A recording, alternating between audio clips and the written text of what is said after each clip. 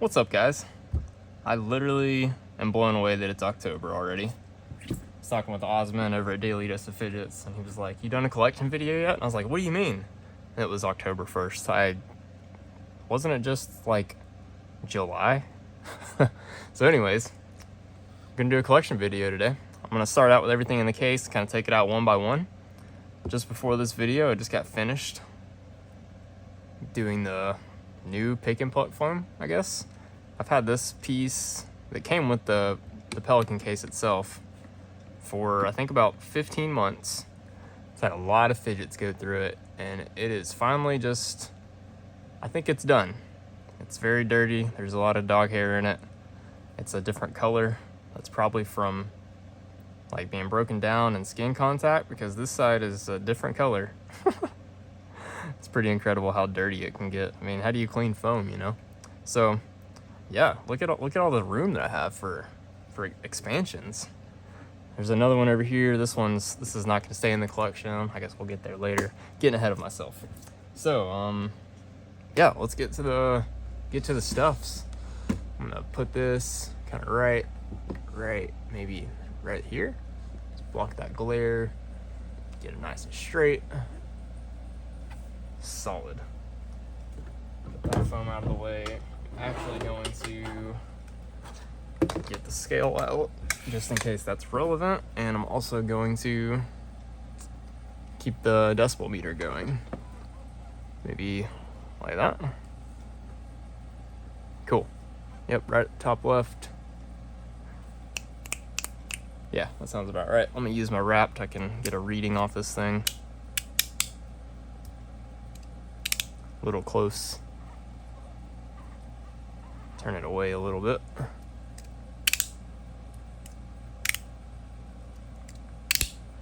Yeah, that's about right for what I'm doing with this thing. All right, I'm not gonna talk about the wrap first. I'm gonna talk about tri-spinners first, because I've only got two right now. Both are tungsten. So something I've learned with tri-spinners over I guess the last year and some change of heavy collecting and trying a lot of stuff. A tri-spinner has to be really good, really comfortable, really fast, really unique, and for me, it's got to be tungsten. You know, you don't have the judder, so it's not as dynamic. You just have gyro forces. So it needs to be fast enough and generate a high enough moment of inertia to be satisfying. I've tried a lot of tri-spinners, and a lot of them haven't stayed around just because I'd rather pick up a bar. It takes a lot of boxes being checked off for a tri-spinner to be ideal for me. Spinning that thing left-handed's tough. So yeah, I've got a Conceptual Designs Tungsten Amaryllis and a Fifi EDC Moonlight in tungsten. Both of these have buttons that I made. They've just got a dish. This one's got zirconium with little rubies inlaid into them, just to fix a little oops that I did. These buttons have been reworked like 4 or 5 times by me, different profiles, different shapes. Finally got them to somewhere where they're symmetrical and they're usable, and I really like them on here. These are tungsten buttons. They've got a pretty deep dish also, a little deeper than these, and a little thicker overall. The weight on the Moonlight is further out from the center. So I think this will be a cool comparison right here. Let me get this.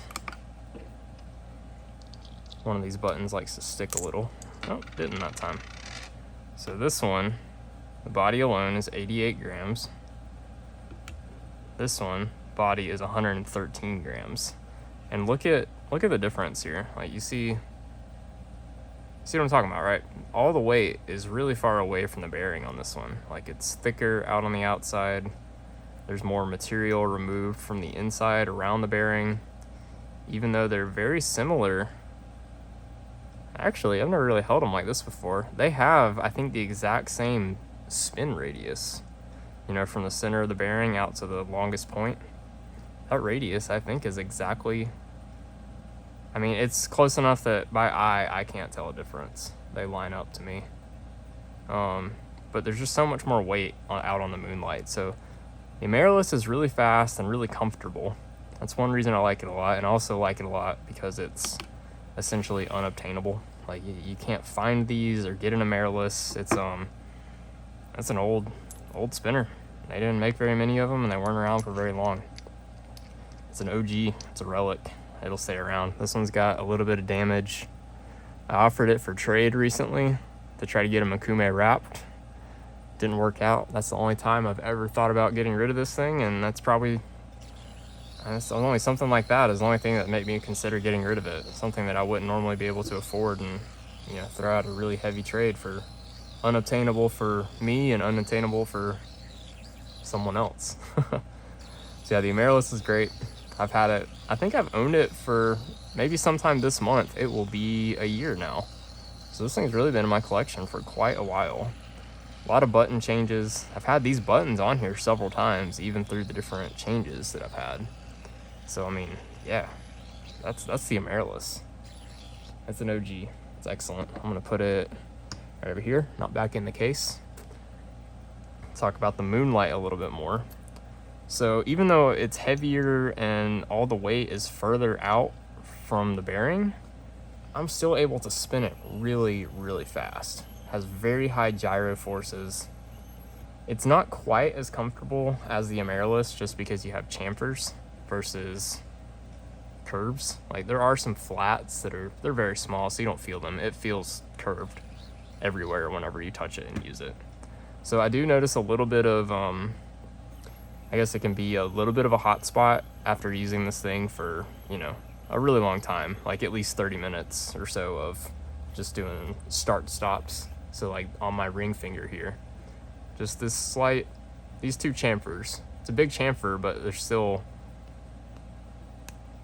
it's still an edge. Like you can catch a nail on it and pull off. Like you can't catch an edge on the amaryllis anywhere. It's rounded enough. So that has something to do with comfort. Like if you can really catch an edge with your fingernail, for me personally, I'm going to feel that in my skin after enough use. So that is one reason I do put the Moonlight down sometimes. I'm really looking forward to the R&L Fat Squid that I have incoming. Look for a video on that within the next week or two. I think it just came in from customs. It's coming from China. So that's going to be a tungsten tri-spinner that I've had my eye on a while and got lucky and was able to snag one. There was one left over from a recent pre-order. And I've also got an Axis Micro S in tungsten coming from Focusworks. I've had the Axis Micro and the Micro Mini. Both are incredible spinners, very comfortable. I really miss the Micro Mini, and I don't miss the Micro too much. The thing was a little big for me, so this kind of filled the void there. I was able to get this to be heavier and spin faster. Just a little bit better weight distribution for me and for my hand size. So I think the S is going to be a really nice addition to my tungsten tri-spinners. So with those two inbound, I'm only going to have 4. Only got 2 slots picked out for now, so might expand out. We'll see how good they really are. I think I'm going to be quite picky nowadays on pulling foam and having permanent spots in my collection. A lot of things rotate in and out. So yeah, there's my 2 tri-spinners. I don't know if I'm gonna do any ranking this video. I think I'm just gonna talk about stuffs. It'll help keep me more on track and not spend time doing comparing and contrasting. I'm literally just going to be talking about the pieces. All right, let's shift gears and go to mechanical type things, I guess. Got the Mackie CP5 here. This is a very underrated fidget in my opinion. It is not very attractive, so if it's ugly and you can't get past that, maybe give this a listen. It's got steel ball spring plungers instead of the ceramic that it came with, so it gave it a little more crisp feel. The ceramic softened it up a little bit, it seemed like.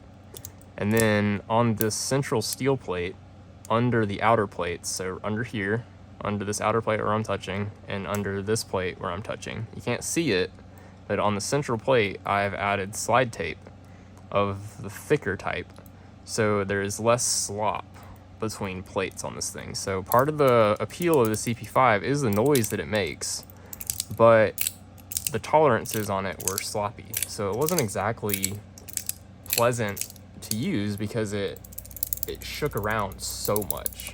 Some of this is okay because it adds to the haptics and the sound that you get from it, but it seemed too loose to me and it was a little cheap. So adding the tape and adding the steel ball spring plungers tightened it up and really gave it a good action. It's actually been a couple friends, Naja being one, if you're watching. Hello. She picked mine up at our most recent local fidget gathering and was like, whoa, what have you done to this thing? This feels way different than mine. And she even likes hers. Like, she's one of the few that still has one around. I wonder, have you done the mods to yours yet? If not, I need to follow up with you and help you out with that. It really does make it a lot better. I got rid of my Liu Chu 1-Pal or whatever it's called. The one that kind of looked like a bar of soap. It was a mechanical slider. It only had 4 clicks up from the center position, and then you had 4 clicks down from the center position. I never found myself going both ways. I find the CP5 more enjoyable that you have 8 all the way up. That range of motion is just more pleasant. I will say this was a fidget that was gifted to me, so I'm not sure if it was one that I would have purchased myself, if it would still be in my collection though. It's kind of in a weird spot. Like, I think I would much rather maybe use a little bit of this cash to go towards another Top C from like the collection. I've recently decided to collect maybe every Top C that there is. We'll see how that goes, but me and my wife were talking about it. We've already got 7, so we're not that far off, I don't think. I don't know if I want to get like every version of the Spark and everything like that, or the Ultim and plastic ones, but maybe all the metal ones. Anyways, getting off track here. Yeah, I'm not sure I would buy another CP5, but it's very underrated and it's not very expensive, so I think you should give one a shot and maybe yeah, do some mods to it. It's a pretty good fidget.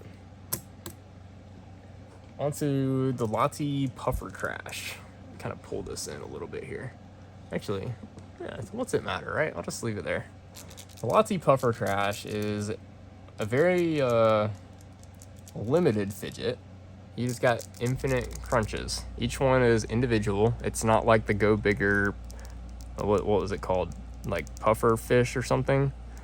Different fidget, even though it was made to look and be similar by having a fake little prize section and having little things that you click and a spot for a lanyard. It's much bigger and all the balls seem to be on the same type of clicker versus every one of these are individual. So you get really a lot of haptics and feel out of it whenever you crunch everything. It's pretty quiet. This is one that I like to bring to events or weddings or things like that. I often give it to my wife when we're at events and stuff. She's definitely likes to crunch this one when we're out and about.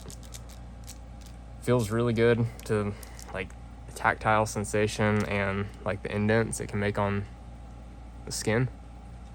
I like the sharp edges. It's a sensation I enjoy. I don't want it to be round and smooth and comfy. I have pretty tough hands and tough skin, so this just feels nice. It's lightweight. It's got a spot for a lanyard.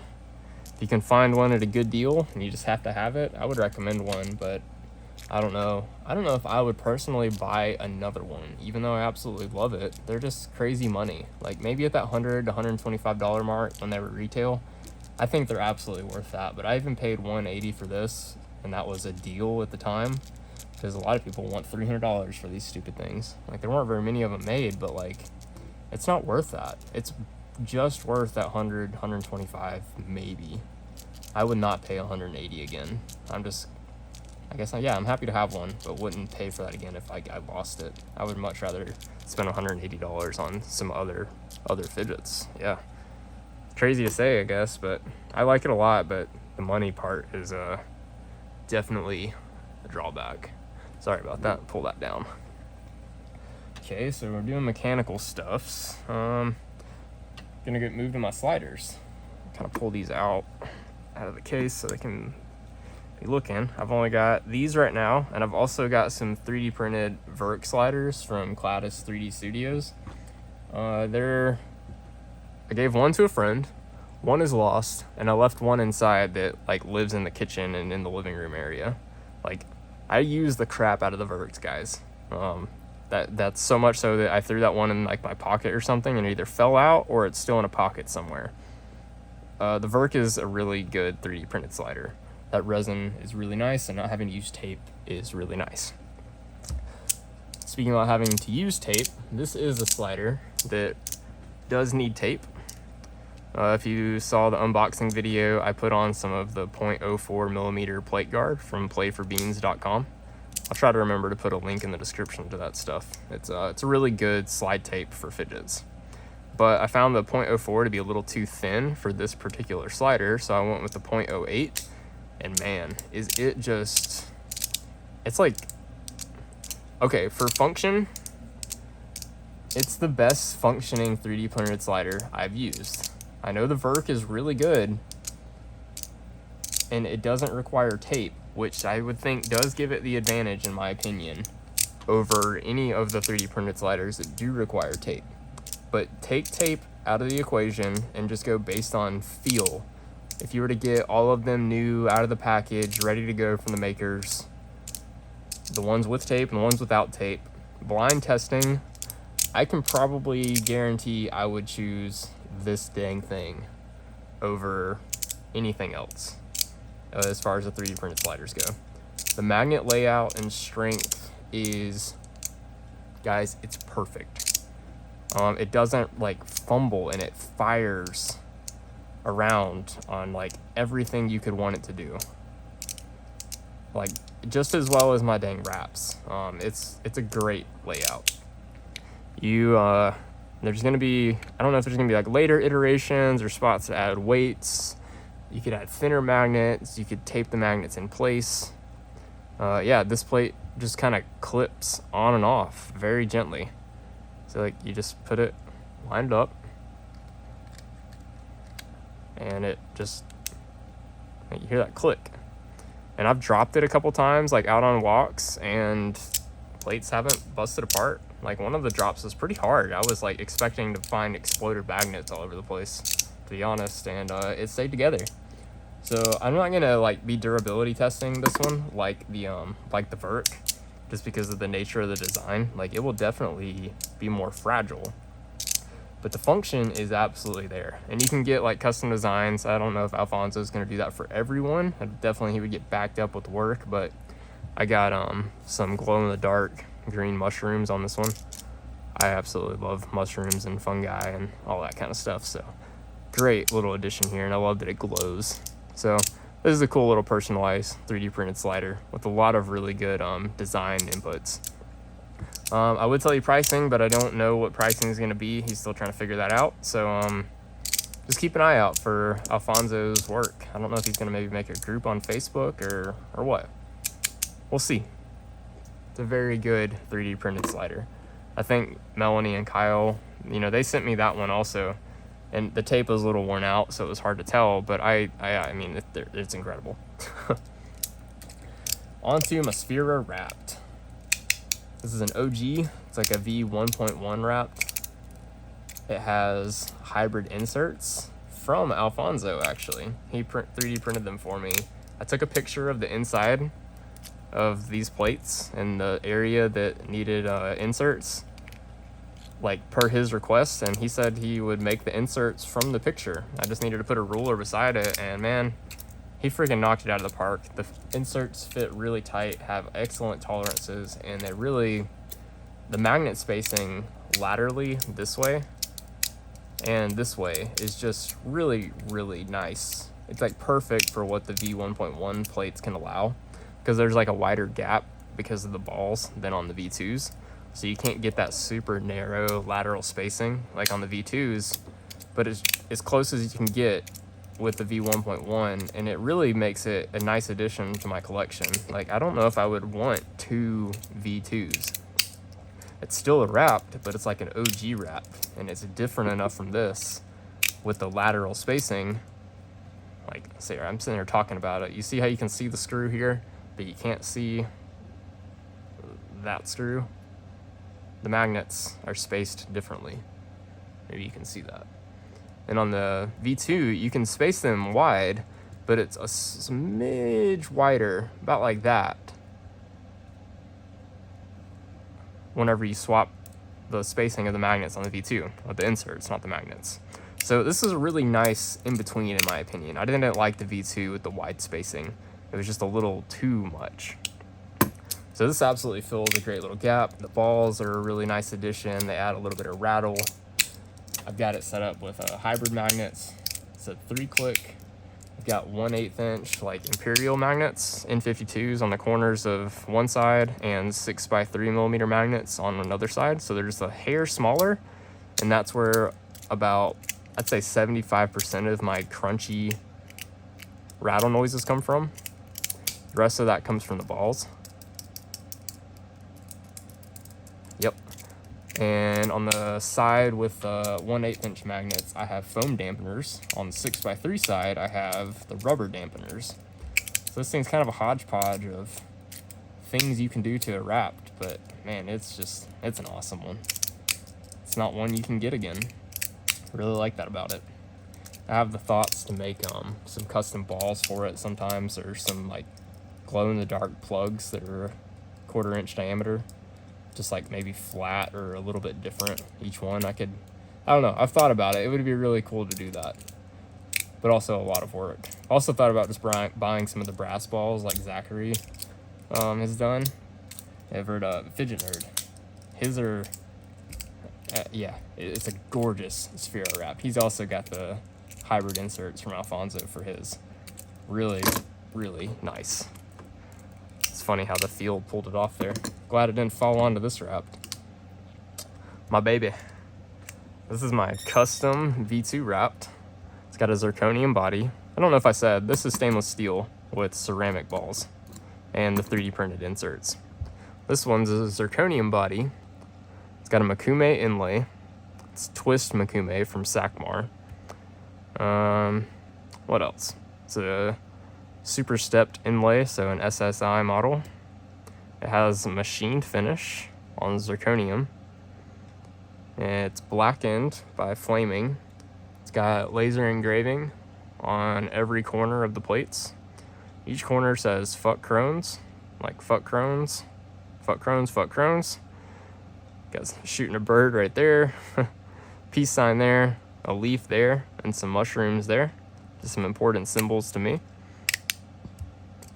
The fuck crones, obviously, because I mean, I'm beating crones, so it's just some power words over crones for sure. It's not that I hate it or it's such a bad thing. It's just like, fuck crones, man. So I mean, this is man, this is such a special fidget. I'm coming up on almost a year of ownership, and it's been a year of getting my health back also. So it's been pretty powerful to have this constant reminder around. Like, I've wanted a customized fidget since my diagnosis in 2017, and I was just able to get it at the end of 22. So that's a little bit of a while. I'm gonna check this out. Maybe it'll come across on video. You see the difference in the wear patterns on these plates? These are almost new still, even though I use it a lot. I almost feel like these are lasting longer for some reason than my V2 plates. Or maybe I really just use the V2 that much more in like the first weeks of ownership. But I've had this thing for a couple months now. It's got a lot of slide time, and it's just getting a little shiny on the corners. You can still see all the ridges and everything. This guy, you're starting to get straight up flats everywhere, even especially in the middles from the section slide. It's a pretty weird wear pattern you get from doing the section slide. You get like the spots in the middle start to show up. So, I mean, this is my one fidget to rule them all. I forgot to say, it's got foam dampeners inside with 4x2 aluminum hybrid inserts. And I have all the inserts shimmed with cardstock paper, so it's very locked in and very dialed. Super solid. It can be totally quiet or give me some noise whenever the plates clap together. I bring this thing everywhere. Truly. I never go anywhere without it. my baby. My one fidget to rule them all. Oh, and it's just fun fact. You're probably not going to be able to get Makume that looks like this on your Wrapped. Jonas sent me these inlays, with a raw machine finish, and I was able to etch and finish them and tape them in, glue them in myself. Yeah, it's super special because of that as well. The Makume looks how I wanted it to look for my Wrapped. I tried to get an etch depth that matched the 3D machining of the lines and the chamfers. So like there's a little bit of depth here and just a little bit of depth on all these layers. Just matching textures all around. It is my dream Wrapped. I love it. So, I mean, it's really, really special to me. I've even messaged Jonas a couple times over the last year and just thanked him for making it, for it being mine, for, like, I don't even know, you know? It's just, sometimes I can't believe it's mine. Okay, let's get to my spinners, my bar spinners. This is a bit of a gonna be like a longer section, I guess? No, actually. Gosh, I always do this. I always find something else I need to talk about. Since I was talking about magnetic stuff, this is the last magnetic thing in my current collection. This is the Taigo Sky Tower. A little bit of a follow-up review here. I have tuned it a little bit. There's a ton of these little magnets right here. You see the two different sizes? The small one's on this side, on the left side there. Those are the ones that control the rotation. So there are 10 magnets on the, let's see if I can take it apart here. Inside of this center pivot piece. They're little guys, and it felt like it was a little stiff. It was stiffer to rotate it than it was to push it up and down. So I took out a couple until I got it to where it feels equal in the push and the rotation. So every movement takes the same amount of force now, which to me makes it feel better.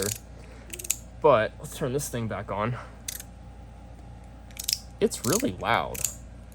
Like that push up to the end there, it's piercing. I'm actually holding my ears right now, like with my left shoulder and left hand covering my head, just so I can use this thing at full power. It's too loud and the action is just a little too floppy for me. So I'm gonna let Melanie try this one out, and whenever it gets back, if she doesn't want it, I think I will be posting this one for sale. So stay tuned if you've got interest for this one. I guess you can go watch Melanie's videos too whenever you see this thing pop up in a thumbnail. It'll be for me if you see it. She's got a couple other ones that she wants to try of mine that are not part of my collection here. They're part of like my gifted, kind of, what's the word I'm looking for? Sentimental collection. Stuff that was, gifts or special. She's going to try out my Lottie chess pawn, the PI01 pod, and what else? ATS mini spinner and M390 steel with the ceramic bearing. So I'll be sending those out to her later this week, maybe on Monday. I don't usually do shipping midweek, but yeah, man, what a ramble. So yeah, I don't like this too much because it's just a little sloppy and it's loud whenever you hit full extension. So I find myself putting it down because of that. So I'm gonna put it up and out of the way there. So I'm definitely done talking about that. Now let's talk about spinners. I've got them in my case here, kind of in a way of, this isn't exactly in use or in order of favorite to least favorite, but in how much I use it and don't use it that much. So I'm gonna start out with the Flux. Absolutely love this thing. It's glorious and buttery smooth and super fast, but I have skinny buttons that are skinnier than the balls, so it can't table spin, and you also have to really kind of grab around it so the balls don't hit the inside of your fingers. So I think this will get a lot more use time once I get some of the thicker Flux buttons. Got some of those on the way from Cammy, I'm pretty sure. Cammy, if you're watching, hey, You're awesome. You're like the best. I'm letting that sink in. Guys, Cammy's an amazing human. Beautiful soul. So yeah, super special. I absolutely love this one. I put Makume plugs in the end of the tungsten balls. It's also a titanium body and copper buttons right now. Unreleased copper buttons, mind you. Super, super special. So yeah, I just don't spin it a ton because of my button situation. Speaking of button situations, got the OG nest from 2EDC in tungsten. It's got the ceramic bearing in it still, and it sounds and feels incredible, but it needs a button upgrade, and I would like to make my own tungsten buttons for it. I just haven't taken the shop time to do that. I need to have positive cash flow here in the shop and not be making stuff for myself right now. So this one's also not getting a ton of spin time because how hard I like to pinch and rip spinners. These buttons don't offer enough security for me, and I can tell you from experience, I will throw this on the ground or on the carpet whenever I give it rips straight down how I want to. Just not quite enough security there. So just for the sake of that, it does not get a ton of spin time right now. Other than that, I mean, I really like it. The weight is incredible, the distribution's great, the ergonomics are good, the bearing that's in there, I really like the sound, tone, and feel and everything about it, being all tungsten. So I mean, that's why it's going to stay here. You might notice that the big nest is gone. I'll talk about that when I get to my edamame. Here's my stainless steel torque bar. This one was a gift, but one that's going to stay around forever because it's an OG scam one. It's an incredible spinner. These copper buttons that I made for it are very comfortable and just make it very stable whenever you got it sitting on your finger. It's just the perfect cupping and, I don't know, good combination here. This has got a really expensive shielded bearing from Boca Bearings. This is like the original torque bar bearing, but the shielded version. And it's a rubber shield, oddly enough. It's not something you see very much in the fidget spinner world. These are super expensive, and I'm still trying it out. I have yet to notice any change in this bearing's performance, even though I've been carrying it. The shield seems to be doing its job, and it seems to be keeping its fluidity and its spin times. And I mean, let's give it a little spin here. I mean, it just, yeah. It's a really, really good bearing.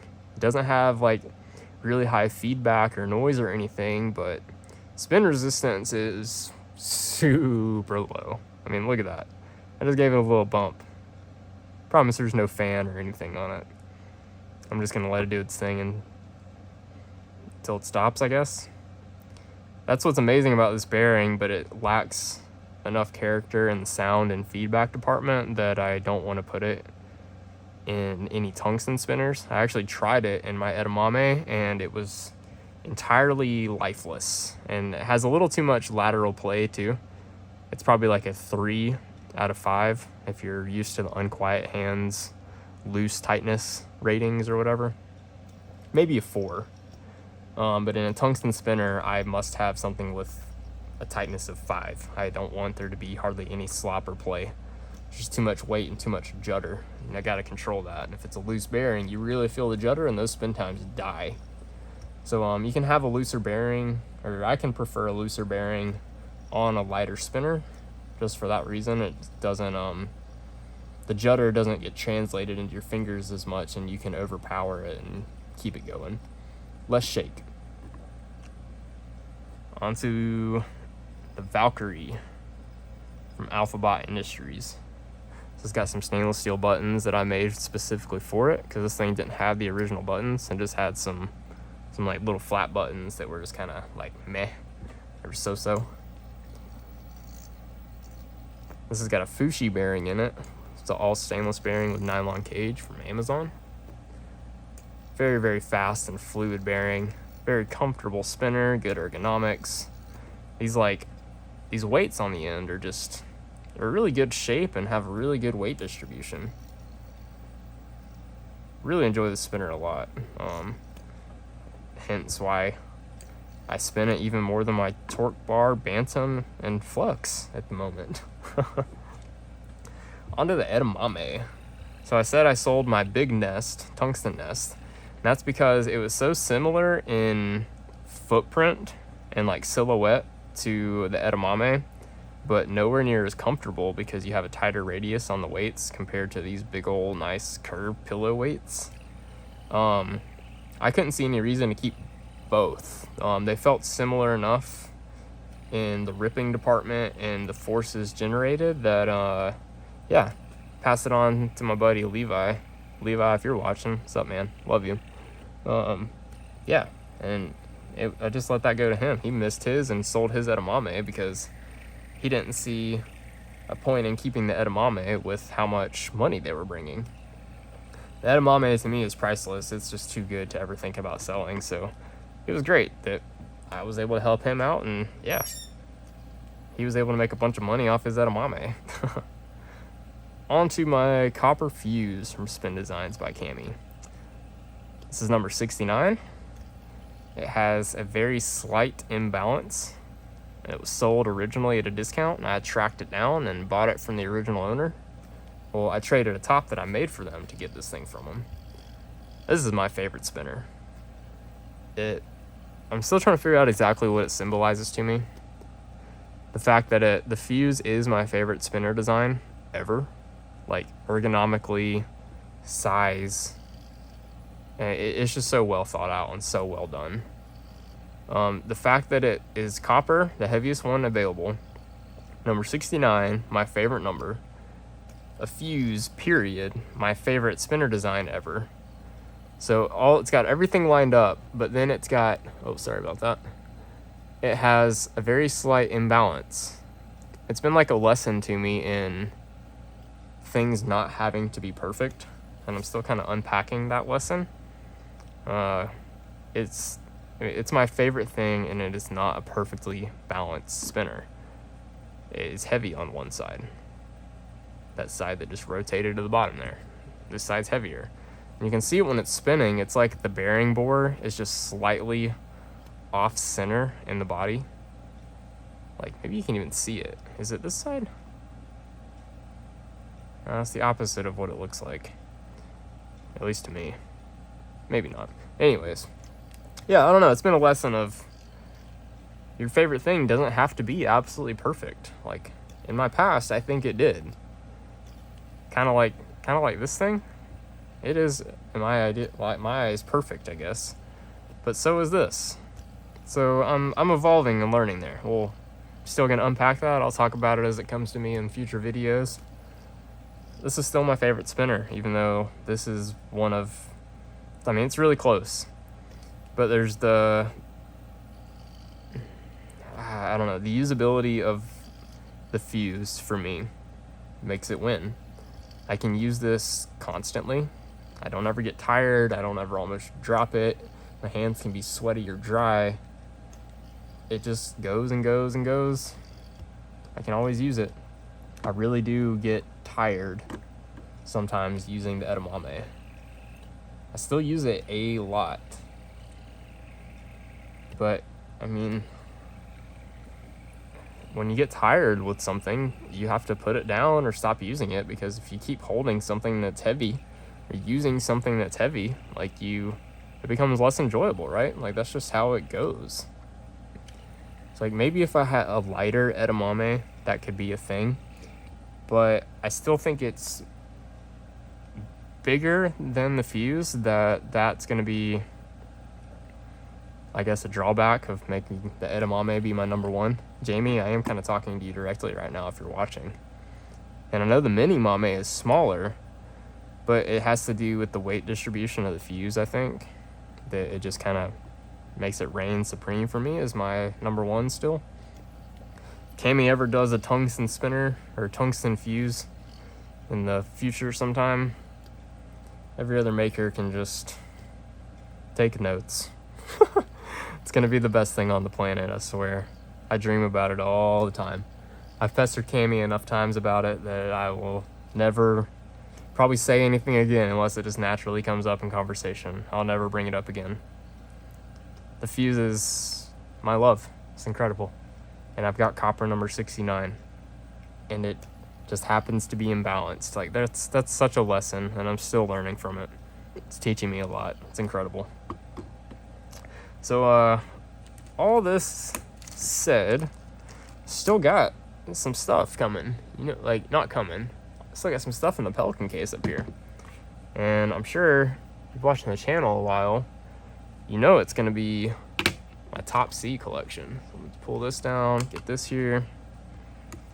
Can put maybe, this bag is ugly. We're going to put that over out of the way here. And get it out of the way. Onto the Top C's. So I also have these. I'm going to pull the case over here just for a second. Sorry for that burp. They're just arranged in order of acquisition. So this is my oldest one, and I'm going to go down the line. It's not really in order of use or favorites or anything, even though I will kind of touch on that a little bit. I don't like the Cooper nickel one all that much, but I'll talk about that when I get there. So I'll put that aside. Here we go. Man, this is a long one to have such a short, small collection at the moment, compared to past videos at least. I know this isn't a small collection to some people's standards. Actually, I'm gonna go backwards because I want to talk about this thing first. If you've seen the most recent video, this one Kyle sent to me to check out from Fidget Focused, and me and my wife both love it a lot. This is a Zirconium Top C, and it has an Ultim ZZ plate inside, so not stainless steel like most metal Top C's are. And it's got really, really light springs, and it's got all 3mm steel balls and steel balls on the perimeter. And it's very, very, it's got great haptics, even though it's got such a light spring pressure and rotation pressure. So much so that I spent about an hour and a half this morning with 1, 2, 3, 4, 5 of my 6 other Top C's, like downstepping the tunes on them to have softer setups to where I could use them faster, but also get these precise clicks out of it that you can get. I was kind of the thinking before that the really precise, good clicks and haptics would come from either a bigger ball or stronger spring pressures. And I'm still trying to figure this out, but you can really achieve good haptics and sound with light pressures too, light spring pressures. It just takes some fiddling and tuning of all the different spring types and cups and all that kind of stuff. So yeah, I don't know, you have so many different weights between the different materials and so many different ball sizes and ball materials, and then different spring sizes that, I mean, God, the sky is the limit with the Top C. I mean, me and my wife decided we're gonna try to collect all metal versions of the Top C that have been released and will be released. Like, we've already got a good bit of them, so here we go. So the titanium one is definitely the lightest, and it doesn't even have a steel plate in it, so it's got to be like, yeah, 20.8.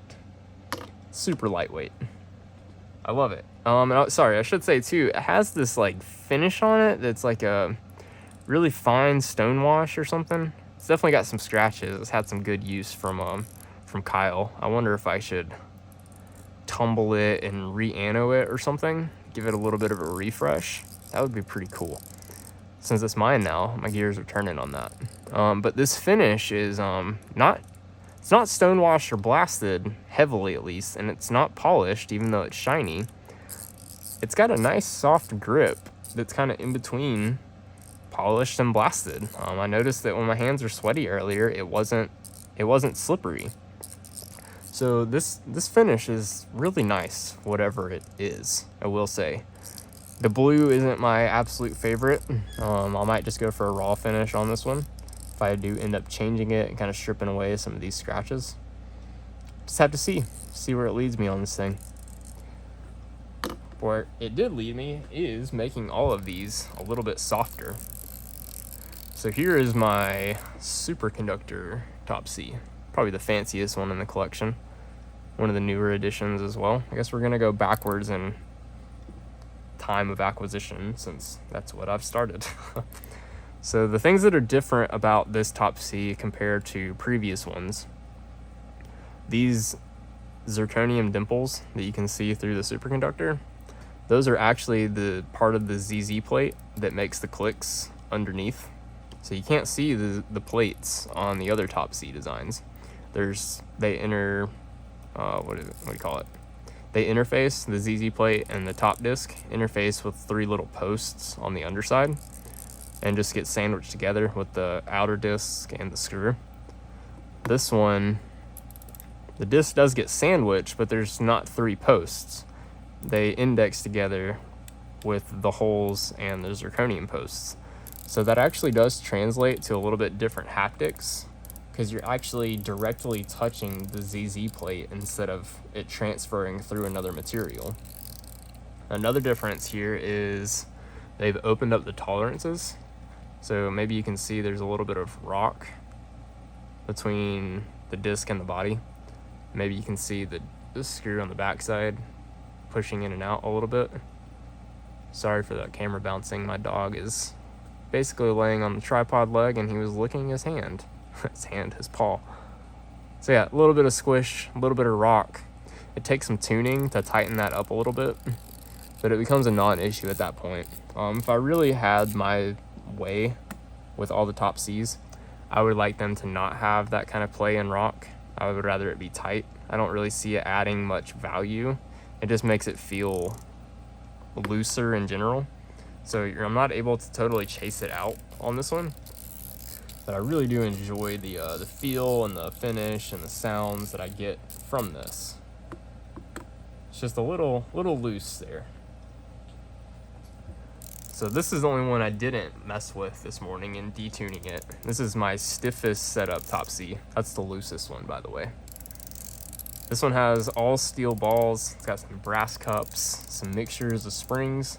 It's the blasted zirconium. This one definitely takes the most force to use and is my loudest Top C. It's great for when my hands are sweaty, really good texture. If my hands are super dry, it can actually be a little slippery.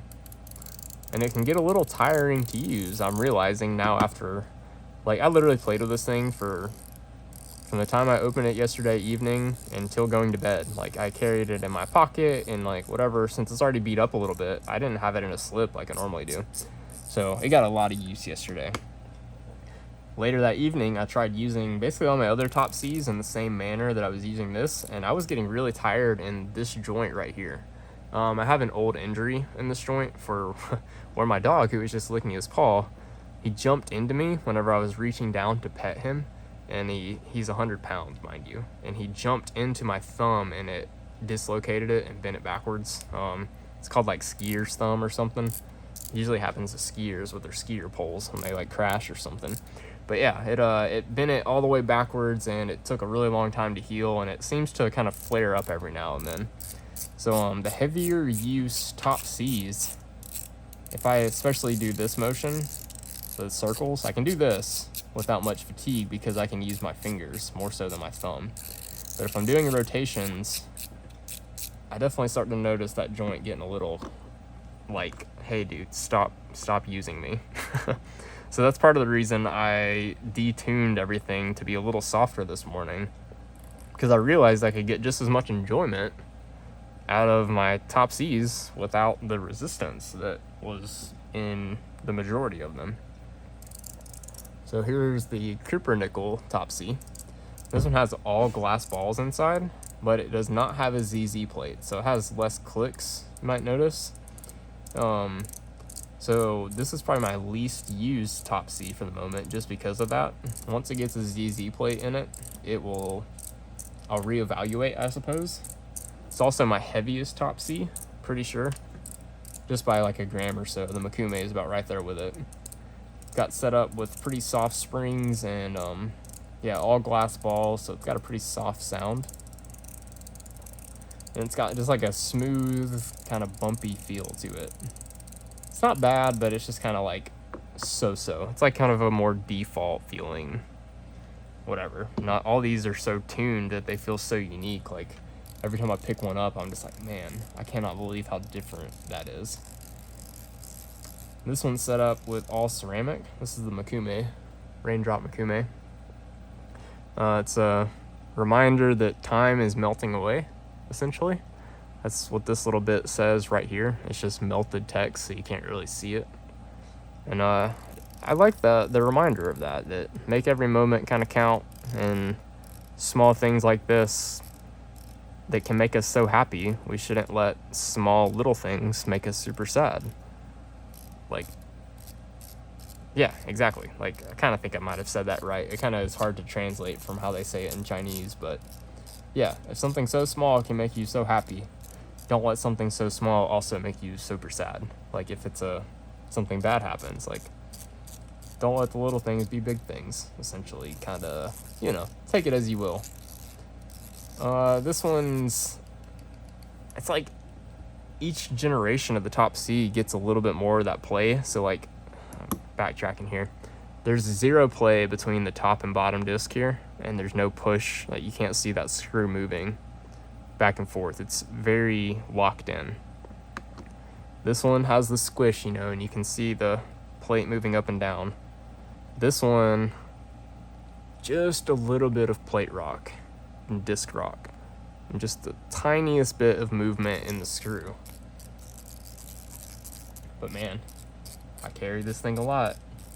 So I would probably say in the last couple months since getting it, this is my most used and most carried Top C. It's got a very nice light setup. It was light before, but I made it even lighter this morning, and I like it even more now. I lightened it up, but I also added another 1/8 inch ball to it. So it tightened the action between clicks, but it made it easier to move between clicks. It's the amazing thing about the Top C. Like, you can make it have stronger clicks and haptics, but you can make it have more or less force to get the same haptics. Like, you can't do that with magnets. Like, I'm sorry, you just can't. It takes a lot of work and effort and playing, but I think it's really worth it because you have so much freedom. Oh man, this thing is just awesome. This is the brass Top C. It's got a very similar tumbled blasted finish to the Zirconium. It looks like it's a little more aggressively stonewashed maybe, and this is maybe blasted, because you can kind of see like some streaking on this from like some deeper type of cuts and scratches. This one's set up all ceramic. It's got 2 1/8 inch balls also. I actually tried to make these quite similar in tune. This one's a little quieter. I think that's just because of the open tolerances here. This one again has no play between the 2 discs. This one has a little bit. See what I mean? Like, I can do that here, but I'm doing the same force.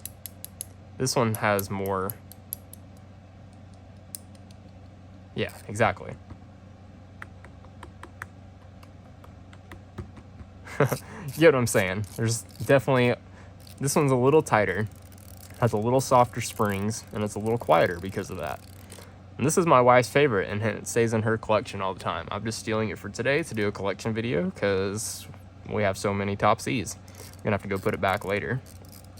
So this being Makume and being in my collection, I tried to tune it about as similarly as I could to this brass one, since I don't get to have it very much. And I got it pretty close, I gotta say.